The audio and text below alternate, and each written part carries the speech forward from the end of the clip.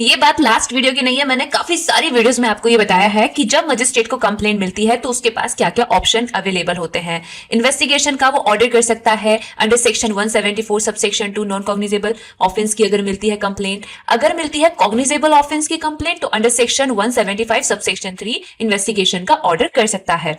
और यहाँ पे एक और जो ऑप्शन रहता है कंप्लेंट मिलने पर वो होता है कॉग्निजेंस लेने का, क्योंकि सेक्शन 210 सबसेक्शन 1 क्लोज ए ये बताता है कि मजिस्ट्रेट कंप्लेंट के आधार पर भी कॉग्निजेंस ले सकता है। और जब वो ऐसा करता है तो तब रोल आता है चैप्टर नंबर 16 में दिए गए सेक्शन 223 से लेकर 226 तक के प्रोविजन का।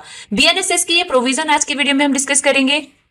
साथ ही हम चैप्टर नंबर 17 जिसमें सेक्शन 227 से लेकर 233 तक के प्रोविजन दे रखे हैं वो भी निपटा लेंगे। आपने कमेंट सेक्शन में बताना है कि बीएनएसएस के ये जो प्रोविजन आज के वीडियो में हम डिस्कस करेंगे इनके बजाय सीआरपीसी में कौन से प्रोविजन हुआ करते थे। अगर आप प्रिपेयर कर रहे हैं जुडिशरी, एपीओ या किसी भी लॉ से रिलेटेड एग्जाम के लिए और आपके एग्जाम में BNSS, BSA, BNS, TPA, CPC या कोई भी सब्जेक्ट जो लिस्ट में मेंशन है वो अगर पूछा जाता है, चाहे एमसीक्यू टाइप ऑफ क्वेश्चंस आते हों या फिर आते हों डिस्क्रिप्टिव टाइप के क्वेश्चंस, सब जगह जो नोट्स मैंने बनाए हुए हैं वो आपको हेल्प करने वाले हैं। अपने नोट्स में मैंने सेक्शंस को फ्लो चार्ट्स में ब्रेक डाउन करके लिखा हुआ है ताकि आपको वो इजीली समझ में आ जाए। साथ ही आपको हर एक सेक्शन से रिलेटेड जो भी रिसेंट के केसेस होते हैं एंड लैंडमार्क केसेस होते हैं वो सब आपको नोट्स में मिल जाएंगे। मतलब ऐसा कंटेंट जिसको पढ़ने के बाद ना आपको कहीं और जाने की जरूरत नहीं है, बस क्या करना है, पीवाईक्यू सॉल्व करने हैं। फिर देखना आपकी तैयारी कितनी आसान हो जाती है। ये सिर्फ नोट्स नहीं है, ये मेरे रात दिन की मेहनत है जो कि इनको प्रिपेयर करने में मैंने लगाई है ताकि मैं आप लोगों को अच्छा कंटेंट प्रोवाइड कर सकूं। That's why these are to the point notes. और इनको मैंने बनाया ही इस तरीके से है ताकि आपका टाइम फालतू चीजों पे जाया होने से बच जाए और आप सिर्फ उतना पढ़ो जितना आपके एग्जाम के लिए जरूरी है। तो अपनी तैयारी को स्मार्टली बूस्ट करने के लिए आप भी परचेस कर सकते हैं मेरे नोट्स। कैसे परचेस करना है, मेरा व्हाट्सएप नंबर आपको जो स्क्रीन पर दिख रहा है उसको स्टडी को जीनत के नाम से सेव कर लो। उसके बाद मेरी व्हाट्सएप प्रोफाइल पे जाओ और जो भी नोट्स आपको परचेस करना है वहां से उसको सिलेक्ट करो और उसके बाद मुझे व्हाट्सएप करो। चैप्टर नंबर 16 में सबसे पहला सेक्शन है 223 जो कि कंप्लेनेंट के और उसके साथ जो आए हुए हैं उनके ओथ पर एग्जामिनेशन की बात करता है।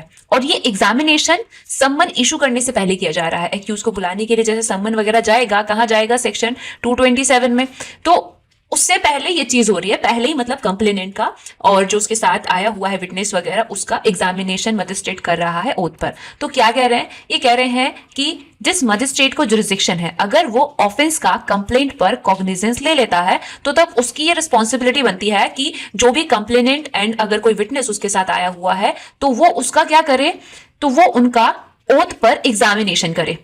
और ये जो ओरल एग्जामिनेशन करा है ना इसको ये राइटिंग में भी नोट करेगा। कैसे, मतलब उसका सब्सटेंस, उसका जो सार है वो राइटिंग में नोट करेगा और उस पे ना कंप्लेनेंट एंड विटनेसेस जो भी हैं जिनका इसने एग्जामिनेशन किया है उनसे साइन करवाएगा और खुद भी साइन करेगा। और ये प्री समनिंग एग्जामिनेशन कंप्लेनेंट का, विटनेस का अंडर सेक्शन 223 जरूरी भी है ताकि उनको एग्जामिन करके, उनको क्वेश्चन करके जो पूरी ट्रूथफुल इंफॉर्मेशन है, जो सच्चाई है उसका पता चल सके और सफिशिएंट ग्राउंड मिल जाए अगेंस्ट एक्यूज आगे प्रोसीड करने के। तभी तो कल के दिन सेक्शन 227 में सम्मन या वारंट के जरिए उसको कोर्ट में बुलाएंगे। वही अगर सफिशिएंट ग्राउंड होंगे नहीं तो काहे परेशान करेंगे। बट यहां पर एक चीज इन्होंने ऐड करी है, क्या कि कॉग्निजेंस लेने से पहले ना मजिस्ट्रेट को क्या करना पड़ेगा, एक्यूज को भी सुनवाई की अपॉर्चुनिटी देनी पड़ेगी। तो यहां पर नेचुरल जस्टिस के प्रिंसिपल का पालन हो रहा है। कौन सा नेचुरल जस्टिस का प्रिंसिपल, ऑडी अल्ट्रम पार्टेम, यानी hear the other side as well. Second proviso क्या कह रहा है, ये कह रहा है कि कुछ सिचुएशंस हैं जहां पर ये जो प्री समनिंग एग्जामिनेशन हो रहा है कंप्लेनेंट का, विटनेस का, ये करने की जरूरत नहीं होगी मजिस्ट्रेट को। कौन सी सिचुएशन है, तो कह रहे हैं कि अगर कंप्लेंट करी गई है राइटिंग में और कंप्लेंट करने वाला कोई पब्लिक सर्वेंट है ऐसा जो कि अपनी ऑफिशियल ड्यूटी को एक्ट करते हुए ये कंप्लेन किया या करी है कंप्लेन कोर्ट ने, या फिर मजिस्ट्रेट के पास मेड ओवर होके आया है मामला under section 212 of BNSS inquiry और ट्रायल करने के लिए, तो वहां पे ऑलरेडी अगर कंप्लेनेंट का, विटनेसेस का एग्जामिन हो चुका है उसके बाद इस मजिस्ट्रेट के पास भेजा गया है तो इस मजिस्ट्रेट को फिर दोबारा से एग्जामिनेशन करने की जरूरत नहीं है। ओके, ये जो पॉइंट्स है ना ये प्रीलिम्स से पूछे जाते हैं कि कब प्री समनिंग एग्जामिनेशन कंप्लेनेंट का और उसके साथ जो विटनेस है उसका ओथ पर करने की जरूरत नहीं है। ध्यान रखना है आपको ये। सबसेक्शन 2 इन्होंने यहाँ पे न्यू ऐड करा है, जो कि ये कहता है कि अगर कोई ऑफेंस कमिट करा पब्लिक सर्वेंट ने ड्यूरिंग हिज ऑफिशियल ड्यूटी और उस ऑफेंस के संबंध में उस पब्लिक सर्वेंट के अगेंस्ट कंप्लेंट करी गई है मजिस्ट्रेट के पास, तो इट डजंट मीन कि मजिस्ट्रेट डायरेक्टली कॉग्निजेंस ले लेगा उस कंप्लेंट के आधार पर। नहीं, पहले मजिस्ट्रेट को कुछ चीजें करनी पड़ेंगी। क्या? वो अपॉर्चुनिटी देगा पब्लिक सर्वेंट को एक्सप्लेन करने की, कि वो बताए सर्कमस्टांसेस ऑफ एलिज्ड इंसिडेंट की, क्या हुआ था, क्या माजरा था। सेकेंडली, उस पब्लिक सर्वेंट के सुपीरियर ऑफिसर ने कोई रिपोर्ट जो उस इंसिडेंट के फैक्ट एंड सर्कमस्टांसेस की दी रही होगी, उसको भी कंसीडर करेगा मजिस्ट्रेट। उसी के बाद ऐसी कंप्लेंट के आधार पर मजिस्ट्रेट कॉग्निजेंस लेगा, अदरवाइज नहीं। और इसके साथ साथ आप रिलेट कर पाओगे सेक्शन 175 सबसेक्शन 4 ऑफ BNSS। ये सबसेक्शन 4 भी न्यू है, ठीक है, सेक्शन 175 में। सेक्शन 224 BNSS का जब आप पढ़ोगे तो आपको याद आएगा CPC में दिया गया ऑर्डर नंबर 7 में रूल नंबर 10, जो कि बात करता है रिटर्न ऑफ प्लेंट के बारे में। और सेक्शन 224 ऑफ BNSS किस बारे में बात करता है? ये बात करता है रिटर्न ऑफ कंप्लेंट के बारे में। ये कहता है कि जिस मजिस्ट्रेट के पास करी गई थी किसी पर्टिकुलर ऑफेंस की कंप्लेंट, अगर उसका कॉग्निजेंस लेने के लिए वो मजिस्ट्रेट कॉम्पिटेंट नहीं है, उसको जुरिसडिक्शन नहीं है, तो वो अपने पास थोड़ी रखेगा, उसको दबा के वो क्या करेगा, वो उसको वापस करेगा ना। तो इसके लिए कह रहे हैं कि अगर वो कंप्लेंट राइटिंग में करी गई थी तो तब वो प्रॉपर कोर्ट में, ताकि इसको प्रेजेंट किया जा सके, उसको वो रिटर्न कर देगा, ये एंडोर्समेंट लगा के कि ये मेरे पास आई थी, मैं कॉम्पिटेंट नहीं था, इसलिए मैं ये वापस कर रहा हूं। वही अगर राइटिंग में नहीं करी गई थी तो कंप्लेनेंट को बोलेगा कि ये फला फला कोर्ट है, ये है proper court to deal your matter, आप वहां जाओ। सेक्शन 225 ऑफ BNSS ये बता रहा है कि जैसे कि हम सेक्शन 227 में पढ़ेंगे, प्रोसेस इशू होती है, समन जाता है, वारंट जाता है एक्यूज को कोर्ट में बुलाने के लिए, तो कुछ टाइम के लिए उसको रहने देते हैं, ऐसा किया जा सकता है, मतलब कुछ टाइम के लिए उसको पोस्टपोन किया जा सकता है। तो क्या कह रहे हैं? ये कह रहे हैं कि मजिस्ट्रेट को अगर कंप्लेंट मिली किसी ऑफेंस की जिसका कॉग्निजेंस लेने के लिए वो ऑथोराइज है, या फिर उसको अंडर सेक्शन 212 मेड ओवर करके भेजा गया है मामला इंक्वायरी और ट्रायल करने के लिए, तो तब ये मजिस्ट्रेट क्या कर सकता है? अगर इसको लग रहा है सही, तो अगेंस्ट एक्यूज जो प्रोसेस इसको सेक्शन 227 में इशू करने रहेंगे आगे, वो कुछ टाइम के लिए पोस्टपोन कर सकता है। लेकिन अगर जो एक्यूज है वो उसके जुरिसडिक्शन के बियॉन्ड का है, उसके जुरिसडिक्शन में रिसाइड नहीं करता है, तो तब तो करनी पड़ेगी postpone the issue of process. और ये प्रोसेस जो है इसको पोस्टपोन कर रहे हैं, आखिर ऐसा कर क्यों रहे हैं? ये कर इसलिए रहे हैं ताकि मजिस्ट्रेट ना पहले खुद मामले के बारे में इंक्वायरी कर सके, या फिर मामले के बारे में इन्वेस्टिगेशन करवा सके किसी पुलिस ऑफिसर से या किसी भी अदर पर्सन से जिसको वो कंसिडर कर रहा है कि हाँ ये सही है, ये कर लेगा इन्वेस्टिगेशन। क्यों क्यों क्यों? ताकि मजिस्ट्रेट डिसाइड कर सके कि सफिशिएंट ग्राउंड है प्रोसीड करने की या नहीं। लेकिन आपने ये ध्यान रखना है कि जो इन्वेस्टिगेशन का ऑर्डर यहाँ पर दिया जा रहा है, ये तब नहीं दिया जाएगा जिस ऑफेंस की कंप्लेंट करी गई है अगर वो एक्सक्लूसिवली ट्राइबल है bye the court of session. और तब भी इन्वेस्टिगेशन का डायरेक्शन नहीं दिया जाएगा जब जो कंप्लेनेंट है और जो उसके साथ आया हुआ विटनेस है उसको अंडर सेक्शन 223 ओथ पर एग्जामिन ना कर लिया गया हो। मतलब इन्वेस्टिगेशन का डायरेक्शन देने से पहले ना जरूरी चीज है कि 223 में कंप्लेनेंट और विटनेस का क्या कर लिया गया हो, ओरली ओथ पर एग्जामिनेशन कर लिया गया हो, जैसे बता रखा है ना सेक्शन 223 में, उस तरीके से। ये प्री कंडीशन है फॉर डायरेक्टिंग इन्वेस्टिगेशन। लेकिन अगर कंप्लेनेंट कोर्ट है तो तब ये बात अप्लाई नहीं होती है, क्योंकि आपको पता ही है प्री समनिंग एग्जामिनेशन तब नहीं किया जाता है जब कंप्लेन करी जाती है कोर्ट के द्वारा। तो फिर ये प्री कंडीशन कैसे हो सकती है for ordering investigation under section 225 subsection 1 of BNSS। और एक और इंपॉर्टेंट चीज आपने ध्यान रखनी है कि अगर जिसको इन्वेस्टिगेशन करने का डायरेक्शन दिया गया है वो कोई पुलिस ऑफिसर नहीं है, तो तब इन्वेस्टिगेशन के दौरान जो officer in charge of police station को पावर होती है इन्वेस्टिगेशन करने की, वो सारी पावर उस नॉन पुलिस इन्वेस्टिगेटर की होंगी। बट एक चीज नहीं होगी, क्या? कि वो विदाउट वारंट अरेस्ट नहीं कर सकता है।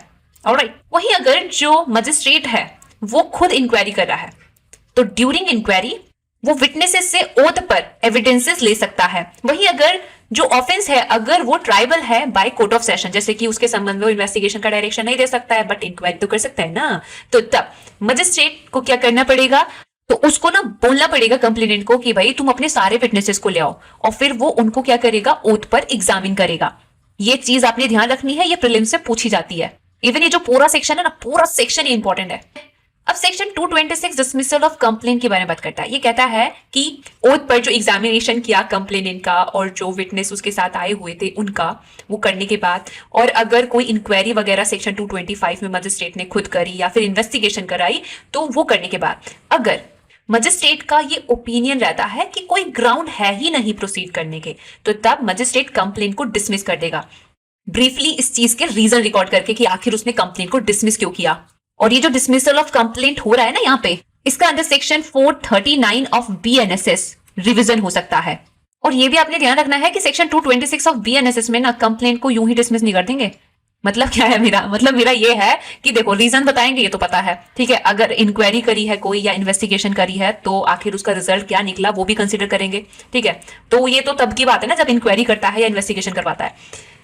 बट एक चीज है जो बहुत ज्यादा जरूरी है कंप्लेंट को डिसमिस करने से पहले, क्या कंप्लेनेंट एंड जो विटनेस उसके साथ आए हुए थे उनका एग्जामिनेशन मजिस्ट्रेट ने कर लिया हो, तभी वो सेक्शन 226 में अगर ये पाता है कि सफिशिएंट ग्राउंड नहीं है प्रोसीड करने के, तो वो कंप्लेंट को डिसमिस कर सकता है ब्रीफली रीजन बता के।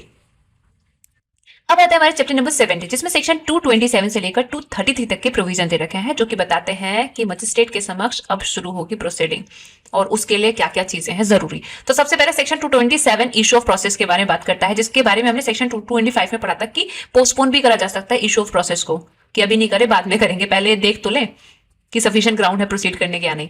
तो अब क्या कह रहा है सेक्शन 27, ये कह रहा है कि मजिस्ट्रेट ने कॉग्निजेंस लिया ऑफेंस का और उसकी ओपिनियन है कि सफिशिएंट ग्राउंड है प्रोसीड करने के, और केस है सम्मन, तो तब सम्मन के जरिए एक्यूज को बुला सकता है।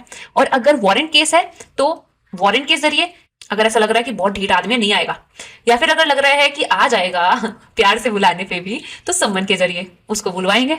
वारंट के जरिए तो उसको उठा कर लाएंगे, सम्मन के जरिए वो खुद आएगा। कहाँ? उस मजिस्ट्रेट के पास, या फिर अगर कोई अदर मजिस्ट्रेट है जिसको जुरिसडिक्शन है तो उसके पास। और ये जो सम्मन और वारंट इशू किए जा रहे हैं ना, यहाँ पर एक और चीज है, ये इलेक्ट्रॉनिक मीन्स के जरिए भी इशू करे जा सकते हैं। सम्मन के संबंध में आपने ये बात सेक्शन 63 में भी देखी है, इन दोनों के संबंध में आपने ये बात सेक्शन 530 क्लोज फर्स्ट में भी देखी है। अगर नहीं देखी है तो आगे देखोगे, ठीक है। बट आगे ये चीज और समझ लो कि सम्मन और वारंट जिसके भी जरिए एक्यूज को कोर्ट में बुलवाना है, ये चीजें इशू करने से पहले कुछ प्री कंडीशंस हैं। क्या? पहली चीज ये कि जो प्रोसिक्यूशन है उसने अपने विटनेस की लिस्ट फाइल कर दी हो। दूसरी चीज ये कि अगर केस आधारित है रिटर्न कंप्लेंट पर, मतलब रिटर्न कंप्लेंट पर इंस्टीट्यूट हुआ है अगर केस, तो हर एक सम्मन और वारंट के साथ कंप्लेंट की एक एक कॉपी जाएगी, तो वो कॉपी भी देनी पड़ेगी। और साथ ही जो भी मतलब सम्मन और वारंट को इशू करने के लिए रिक्वायर होती है फीस अंडर एनी लॉ, जो भी बता रखी है फीस, वो फीस भी पे करनी पड़ेगी। अगर नहीं करते हैं, जितना टाइम रीजनेबल है for the payment of that particular fees, तो तब मजिस्ट्रेट क्या कर सकता है? कंप्लेंट को डिसमिस भी कर सकता है। और ये चीज का ना under section 439 of BNSS revision किया जा सकता है कि डिसमिस क्यों करी कंप्लेंट। सब सेक्शन 5 कह रहा है कि ये जो प्रोविजन है ये किसी भी तरीके से सेक्शन 90 ऑफ बीएनएसएस के ऊपर इंपैक्ट नहीं डालता है, क्योंकि वहां पे हमने पढ़ा है कि कुछ परिस्थितियां हैं जहां पर सम्मन के साथ साथ या फिर इंस्टेड ऑफ सम्मन वारंट भी इशू किया जा सकता है। ये सेक्शन मैंने आपको पढ़ाया हुआ है, अगर आपको याद है तो कमेंट सेक्शन में बताना कि आखिर इसमें था क्या, पूरा डिटेल में अच्छे से बताना। अब सेक्शन 228 कह रहा है कि 227 में तो आपने भले ही ये चीज पढ़ ली कि जो एक्यूज है उनको कोर्ट में बुलाया जाएगा, ओके, सम्मन इशू करके, वारंट इशू करके, लेकिन कुछ परिस्थितियां हैं जब मजिस्ट्रेट सम्मन इशू करता है, सम्मन के जरिए किसी एक्यूज को बुलाता है, तो वहां पे अगर वो पाता है कि सफिशिएंट रीजन है ऐसे जिसकी वजह से ना एक्यूज को बुलाने की जरूरत नहीं है, उसके वकील से भी काम चल जाएगा, तो वो क्या कर सकता है? मजिस्ट्रेट एक्यूज की पर्सनल अटेंडेंस को कोर्ट में डिस्पेंस कर सकता है, उसको वो छुटकारा दे सकता है पर्सनल अटेंडेंस से कि कोई दिक्कत नहीं है, आपको आने की जरूरत नहीं है, आप अपने एडवोकेट के थ्रू भी आ सकते हो, okay. But it doesn't mean कि पूरे टाइम फिर वो अपने एडवोकेट के थ्रू ही आएगा। अगर मजिस्ट्रेट का दिमाग आगे जाके ये बोल दिया कि अरे अरे अरे एक्यूज को ही आना चाहिए कोर्ट में, तो वो प्रोसीडिंग के किसी भी स्टेज पर एक्यूज की पर्सनल अटेंडेंस को डायरेक्ट कर सकता है। वो कह सकता है कि एक्यूज भाई साहब आ जाओ अब हवेली पे, और अगर नहीं आता है ना तो फिर मजिस्ट्रेट जो भी मतलब तरीका है उसको कोर्ट में बुलवाने का, उन तरीकों से उसको बुलवा सकता है। लाइक अरेस्ट वारंट इशू करके उसको उठवा के मंगवा लेगा, अरेस्ट के जरिए नहीं आता है तो फिर प्रोक्लेमेशन और जो भी अलाना फलाना आगे की होती है चीजें वो। Section 229 of BNSS petty offences के मामलों में स्पेशल समन इशू करने के लिए मजिस्ट्रेट को पावर दे रहा है, और स्पेशल समन जो इशू करेगा उसके लिए फॉर्मेट दे रखा है फॉर्म नंबर 31 में बीएनएसएस के सेकंड शेड्यूल में। तो आप ये फॉर्म नंबर 31 भी एक बार चेक कर सकते हो, और इसके साथ साथ ना आप सेक्शन 276 ऑफ बीएनएसएस को भी कंसिडर कर लेना।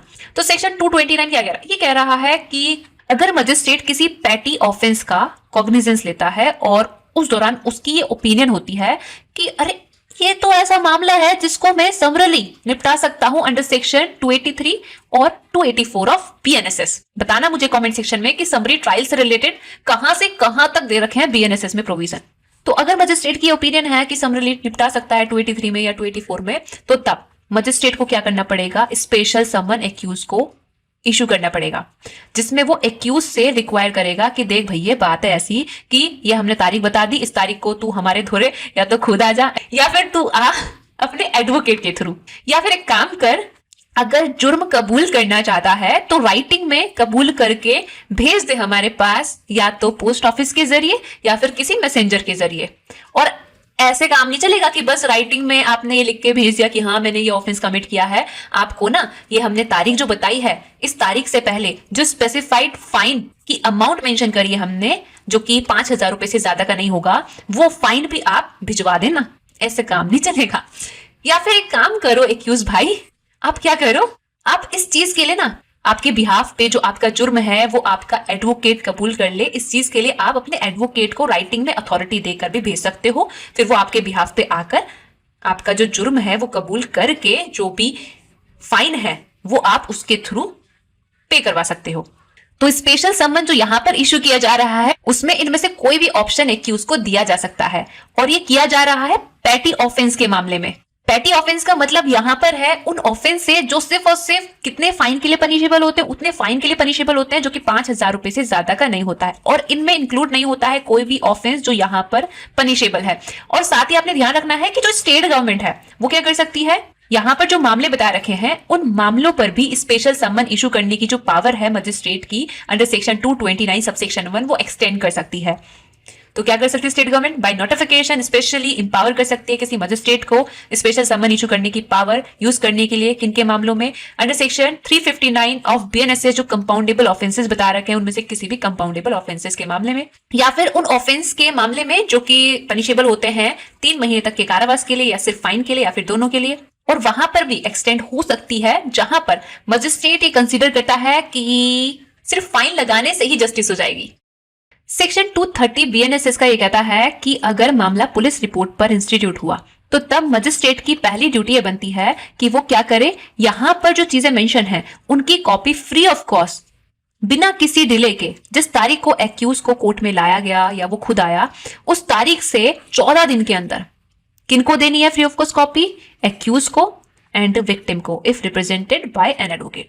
और इस चीज के लिए ना सेक्शन 261 भी ये चीज कहता है कि जब warrant trial upon police report institute होता है और फिर वो शुरू किया जाता है before the court of magistrate, तो सबसे पहले मजिस्ट्रेट ये चीज चेक करता है कि उसने सेक्शन 230 का कंप्लायंस कर दिया या नहीं कर दिया। यहाँ पर जिन कॉपी को देने के लिए बोला गया फ्री ऑफ कॉस्ट इन लोगों को, वो दे दिए या नहीं दे दी है।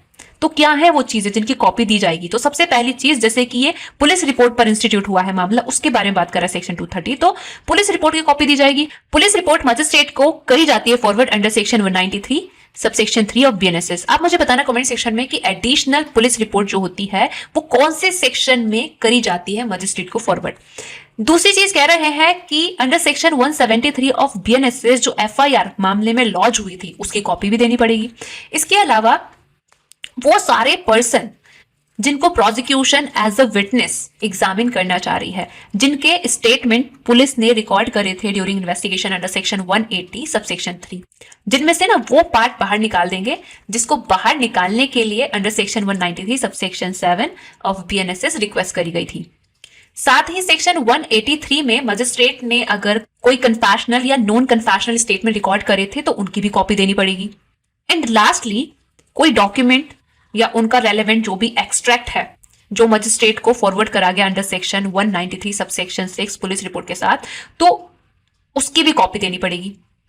एंड जैसे कि हमने थर्ड पॉइंट में ये चीज डिस्कस करी कि कुछ पार्ट एक्सक्लूड करके जिसके लिए बोला गया था कि ये मत देना एक्यूज को। तो उसके संबंध में फर्स्ट प्रोवाइजर कह रहा है कि after examining the excluded portion of a statement, जिसको एक्सक्लूड करने के लिए बोला गया था और क्यों एक्सक्लूड करा जाए उसके रीजन भी दिए गए थे। तो उन चीजों को कंसीडर करने के बाद मजिस्ट्रेट की मर्जी है, अगर मजिस्ट्रेट का मन है कि उसको एक्सक्लूड करके विटनेसेस के स्टेटमेंट की कॉपी भेजेंगे तो ऐसे भेज दे, और उसका मन है कि पूरा ही भेजेंगे तो पूरा ही भेज दे कि उसको कोई दिक्कत नहीं है। सेकेंड प्रोवाइजर कह रहा है कि अगर कोई डॉक्यूमेंट बहुत ज्यादा वॉल्यूमिनियस है, मतलब बहुत भारी भरकम है, तो मजिस्ट्रेट क्या कर सकता है, उसकी कॉपी इलेक्ट्रॉनिक मीन्स के जरिए भी फर्निश कर सकता है, क्योंकि क्यों इतने पेड़ को कटवाएं, देख लो यहाँ पे पर्यावरण संरक्षण हो रहा है। नेक्स्ट ये कह रहे हैं कि या फिर एक्यूज और victim if represented by an advocate, उसको ये डायरेक्शन दे सकते हैं कि आप कोई दिक्कत नहीं है, आप हमारे पास आ जाओ, कोर्ट में आके उस डॉक्यूमेंट को इंस्पेक्ट कर लो, खुद आके कर लो या फिर अपने एडवोकेट के थ्रू ये चीज करवा लो। इस चीज के लिए कोर्ट यहाँ पर अलाउ कर सकती है। थर्ड प्रोवाइजर कह रहा है कि जिन चीजों की कॉपी यहाँ पे भेजने के लिए बोला गया है, अगर मजिस्ट्रेट वो इलेक्ट्रॉनिकली भेज दे तो उससे भी काम चल जाएगा। ओके, सिमिलरली जिन चीजों की कॉपी सेक्शन 231 में मजिस्ट्रेट से दिलवाई जा रही है किसको, एक्यूज को, वो कॉपीज भी इलेक्ट्रॉनिकली सप्लाई करी जा सकती हैं, ये कहता है सेक्शन 231 का सेकंड प्रोवाइजो। तो सेक्शन 231 आखिर है किस बारे में, ये कह रहा है कि अगर मामला पुलिस रिपोर्ट के अलावा किसी और तरीके से इंस्टीट्यूट हुआ है, मान के चल सकते हो आप कि कंप्लेंट पर इंस्टीट्यूट हुआ है, और जो ऑफेंस है वो एक्सक्लूसिवली ट्राइबल है bye the court of session, तो सेक्शन 227 में जब मजिस्ट्रेट प्रोसेस इशू कर रहा है तो तब मजिस्ट्रेट की ये ड्यूटी बनती है कि वो एक्यूज को, यहाँ पे सिर्फ एक्यूज को दी जा रही है कॉपी, तो वो एक्यूज को फ्री ऑफ कॉस्ट, यहाँ पे टाइम भी मेंशन नहीं है, तो वो एक्यूज को फ्री ऑफ कॉस्ट कॉपी देगा इन चीजों की। देखो जैसे कि हम कंप्लेंट पर इंस्टीट्यूट हुए मैटर के बारे में बात कर रहे हैं, तो under section 223 of BNSS complainant and उसके साथ अगर कोई विटनेस आया है, उसको ओथ पर मजिस्ट्रेट ने ओरली एग्जामिन किया, देन उसके बाद एग्जामिनेशन का जो सार है उसको राइटिंग में रिकॉर्ड किया रहा होगा, तो वो स्टेटमेंट की कॉपी देनी पड़ेगी एक्यूज को। और अंडर सेक्शन 225 जैसे कि हमने पढ़ा था सब सेक्शन 2 में कि अगर ऑफेंस एक्सक्लूसिवली ट्राइबल है by the court of session, तो मजिस्ट्रेट क्या करेगा, कंप्लेनेंट को बोलेगा कि भाई सारे विटनेसेस को लिया और फिर वो उसको ओथ पर एग्जामिन करेगा। अब एग्जामिन करेगा तो फिर उनको रिकॉर्ड भी करेगा ना उनके स्टेटमेंट को, तो जो भी स्टेटमेंट उसने वहां पर रिकॉर्ड करी, जिन पर्सन को एग्जामिन करा मजिस्ट्रेट ने अंडर सेक्शन 223 या फिर 225, तो उन स्टेटमेंट की copy free of cost accused को देनी पड़ेगी। सेकेंडली कह रहे हैं कि अगर अंडर सेक्शन 180 पुलिस वालों ने स्टेटमेंट वगैरह अगर किन्हीं विटनेस की रिकॉर्ड करी रही होंगी तो वो, और अंडर सेक्शन 183 स्टेटमेंट कन्फेशनल और नॉन कन्फेशनल स्टेटमेंट अगर मजिस्ट्रेट ने रिकॉर्ड करे होंगे वो, तो उनकी भी कॉपी देनी पड़ेगी। लास्टली कह रहे हैं कि अगर कोई डॉक्यूमेंट मजिस्ट्रेट के समक्ष प्रोड्यूस किया गया था ऐसा जिसके ऊपर प्रोसिक्यूशन रिलाई करता है, तो उसकी भी कॉपी देनी पड़ेगी एक्यूज को। वहीं अगर जो डॉक्यूमेंट है वो बहुत भारी भरकम है, तो तब उसकी कॉपी फर्निश करने के बजाय मजिस्ट्रेट क्या कर सकता है, एक्यूज को ये डायरेक्शन दे सकता है कि आप एक काम कर सकते हो, आप खुद पर्सनली आकर या फिर अपने एडवोकेट के थ्रू क्या कर सकते हो, उस डॉक्यूमेंट को कोर्ट में ही इंस्पेक्ट कर सकते हो। ओके, अब सेक्शन 232 में कोर्ट ऑफ सेशन में मामला कमिट करा जा रहा है जब ऑफेंस एक्सक्लूसिवली ट्राइबल है bye the court of session. जैसे कि हमने सेक्शन 213 ऑफ BNSS में पढ़ा है कि किसी भी ऑफेंस का court of session direct cognizance नहीं लेती है, चाहे वो exclusively triable by the court of session क्यों ना दिखा रखा हो BNSS में दिए गए फर्स्ट शेड्यूल में। बट इसका एक्सेप्शन मैंने आपको बताया था सेक्शन 222 में दिया गया सब सेक्शन 2, और साथ ही मैंने बताया था किसी अदर एग्जिस्टिंग लॉ की अगर हम बात करें तो पॉक्सो एक्ट में सेक्शन 33। तो अभी उन एक्सेप्शन को थोड़ा साइड कर दो, जनरल रूल पे जाओ कि court of session direct cognizance नहीं लेती है, चाहे office exclusively triable by the court of session ही क्यों ना हो। तो फिर कोर्ट ऑफ सेशन में मामला जाता कैसे है, तो उसके लिए मजिस्ट्रेट का रोल आता है सेक्शन 232 में, और इसके साथ साथ सेक्शन 362 में भी, जो कि हम बाद में देखेंगे। तो अभी हम सिर्फ सेक्शन 232 की बात करेंगे, जो कि कह रहा है कि चाहे मामला पुलिस रिपोर्ट पर इंस्टीट्यूट हुआ हो या फिर किसी और तरीके से लाइक कंप्लेंट वगैरह पे, तो जब एक्यूज अपीयर होता है या उसको लाया जाता है मजिस्ट्रेट के पास, और मजिस्ट्रेट ये पाता है कि जो ऑफेंस है वो तो एक्सक्लूसिवली ट्राइबल है bye the court of session, तो मजिस्ट्रेट करेगा क्या, मजिस्ट्रेट मामला ट्रायल के लिए कोर्ट ऑफ सेशन में कमिट करेगा, बट उससे पहले वो सेक्शन 230 और 231 में जिन जिन चीजों की कॉपी देने के लिए बोला गया है वो कॉपी जिन जिन को बोला गया देने के लिए उनको देगा। साथ ही बेल के प्रोविजन को ध्यान में रखते हुए जब तक कि ये कमिटल ना हो जाए मामले का to the court of session, तब तक एक्यूज को कस्टडी में रिमांड कर देगा। यहां पर बेल के प्रोविजन को ध्यान में रखते हुए क्यों बोल रही हूं कि अगर बेल दी जा सकती है तो बेल पे रिलीज किया जाएगा। सिमिलर चीज आगे है, कि बेल के प्रोविजन को ध्यान में रखते हुए एक्यूज को during the trial and even until the conclusion of the trial remand किया जाएगा कस्टडी में। साथ ही कोर्ट ऑफ सेशन को जो भी केस के रिकॉर्ड है मजिस्ट्रेट भेजेगा along with all the document and article जो कि एविडेंस में प्रोड्यूस किए जाने हैं। एंड इसके साथ साथ पब्लिक प्रोसिक्यूटर को भी इन्फॉर्म कर देगा कि देखो हमने जो मैटर है वो कोर्ट ऑफ सेशन में कमिट कर दिया, क्योंकि कोर्ट ऑफ सेशन में जब ट्रायल शुरू होता है तो तब पब्लिक प्रोसिक्यूटर का ही रोल आता है, तो इसलिए उसको भी इन्फॉर्म कर दिया जाएगा। और साथ ही अगर कोई application before the magistrate accused ने फाइल करी थी या विक्टिम ने फाइल करी थी या इनमें से किसी के भी द्वारा ऑथोराइज किसी पर्सन ने करी थी फाइल, ऐसे मामले में जो कि ट्राइबल है bye the court of session, तो तब वो एप्लीकेशन को भी केस को जब कमिट कर रहा है ना मजिस्ट्रेट, उसके साथ साथ कोर्ट ऑफ सेशन में फॉरवर्ड करेगा। अब यहाँ पे टाइम लिमिट भी देख लो, कह रहे हैं कि जो प्रोसीडिंग है सेक्शन 232 में वो कंप्लीट हो जानी चाहिए। मजिस्ट्रेट ने जब कॉग्निजेंस लिया था ना मैटर का उस तारीख से 90 दिन के अंदर, बट राइटिंग में रीजंस रिकॉर्ड करके इस टाइम पीरियड को आगे और खींचा जा सकता है बाय द मजिस्ट्रेट। कितने पीरियड के लिए? ज्यादा से ज्यादा 180 दिनों के लिए, उससे ज्यादा नहीं। तो ये टाइम लिमिट बहुत ज्यादा इंपॉर्टेंट हो जाती है प्रीलिम्स के लिए। सेक्शन 233 बीएनएसएस का ये कहता है कि अगर कोई कंप्लेंट केस पे मजिस्ट्रेट काम कर रहा है, मीनवाइल ये पाता है कि सेम ऑफेंस के संबंध में जिसका कंप्लेंट केस वो डील कर रहा है पुलिस भी इन्वेस्टिगेट कर रही है, तो तब क्या किया जाएगा? तो कह रहा है कि अगर कोई मामला पुलिस रिपोर्ट के अलावा किसी और तरीके से मजिस्ट्रेट के समक्ष इंस्टीट्यूट हुआ था, लाइक कंप्लेंट के जरिए इंस्टीट्यूट हुआ था, और जब उस मामले में मजिस्ट्रेट इंक्वायरी या ट्रायल कर रहा था, उसको ये अपीयर होता है कि सेम ऑफेंस के संबंध में पुलिस भी इन्वेस्टिगेशन कर रही है, तो तब मजिस्ट्रेट जो उसके समक्ष चल रही है इंक्वायरी या ट्रायल, उसमें जो भी प्रोसीडिंग है चल रही, उनको वो स्टे कर देगा।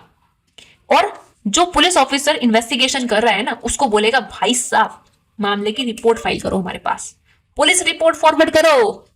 फिर क्या होगा? फिर ये कह रहे हैं कि पुलिस वाला पुलिस रिपोर्ट सबमिट करेगा अंडर सेक्शन 193। फिर मजिस्ट्रेट अगर लेता है cognizance of any offence against any person जो कि एक्यूज है कंप्लेंट केस में भी, तो तब जिसके संबंध में मजिस्ट्रेट इंक्वायरी और ट्रायल कर रहा है, तो तब मजिस्ट्रेट उस कंप्लेंट केस को पुलिस रिपोर्ट पर जो केस अराइज हो रहा है उसके साथ मर्ज कर देगा और फिर मर्ज करके एक साथ उसकी इंक्वायरी और ट्रायल करेगा, और उनको फिर वो ऐसे ट्रीट करेगा जैसे कि वो इंस्टीट्यूट हुए थे पुलिस रिपोर्ट पर। ये चीज आपने ध्यान रखनी है। वहीं अगर जो पुलिस रिपोर्ट पुलिस वाले ने फाइल करी है अंडर सेक्शन 193 वो उस एक्यूज से संबंधित नहीं है जिसके कंप्लेंट केस पर वो इंक्वायरी या ट्रायल कर रहा था मजिस्ट्रेट, या फिर जो पुलिस रिपोर्ट फाइल करी है उस पर मजिस्ट्रेट कॉग्निजेंस ही नहीं लेता है, तो इन दैट सिचुएशन फिर वो कंप्लेंट केस की तरह उसको आगे कंटिन्यू करेगा, यानी कि मजिस्ट्रेट फिर प्रोसीड करेगा उस पॉइंट से जहां पे उसने इंक्वायरी और ट्रायल को सबसेक्शन 1 में स्टे करा था। एंड फिर कंप्लेंट केस पे जैसे वो आगे प्रोसीड करता उसी अकॉर्डिंग वो बीएनएसएस में उस चीज के लिए जो प्रोविजन दे रखे हैं उसी अकॉर्डिंग वो फिर आगे प्रोसीड करेगा। तो यहाँ पे आपके दोनों चैप्टर होते हैं खत्म। सो गाइस आज के लिए बस इतना ही रखते हैं। अगर आपको ये वीडियो अच्छा लगा है तो लाइक करना और चैनल को सब्सक्राइब करना, और जैसे आप रील शेयर करते रहते हो ना अपने दोस्तों को, उनके बजाय ये काम की वीडियो भी शेयर कर लिया करो ताकि वो भी पढ़ ले, उनका भी कुछ भला हो जाए। और हाँ, अगर आपको मेरे किसी भी सब्जेक्ट के नोट्स चाहिए उनको बाय करने के लिए आप मुझे कांटेक्ट कर सकते हैं मेरे व्हाट्सएप नंबर पर जो कि आपको स्क्रीन पर दिख रहा है। और मेरा टेलीग्राम चैनल है स्टडी गो विद जीनत के नाम से, उसको भी ज्वाइन कर लेना। वहां पर मैं काफी सारी चीजों की अपडेट आप लोगों को प्रोवाइड करती रहती हूँ। So thank you for watching my video. मिलते हैं नेक्स्ट वीडियो में, तब तक के लिए टाटा एंड गुड बाय।